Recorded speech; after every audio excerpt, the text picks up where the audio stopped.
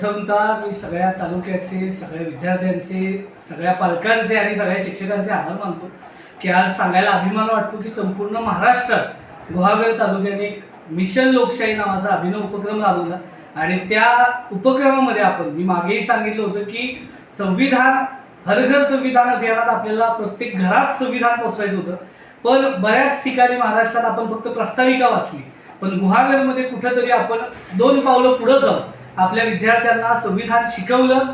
त्यांच्या विद्यार्थ्यांसोबत त्यांचे पालक सुद्धा संविधान शिकले.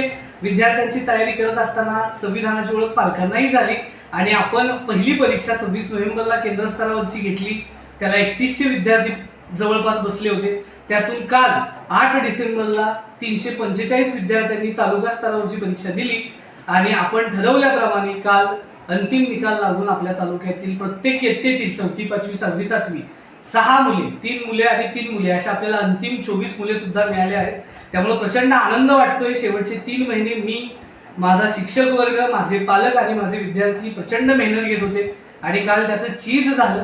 आज विद्यार्थ्यांचे मार्क बघितल्यानंतर समाधान वाटतं की ह्या वयात MPSC UPSCच्या लेवलचा पेपर आपली मुलं सोडवत आहेत आणि त्या परीक्षेत 90, 88, 84, 86 अशी मार्क ती घेत आहेत. त्यामुळे खऱ्या अर्थानं मिशन लोकशाही यशस्वी झाला असं मला वाटतं.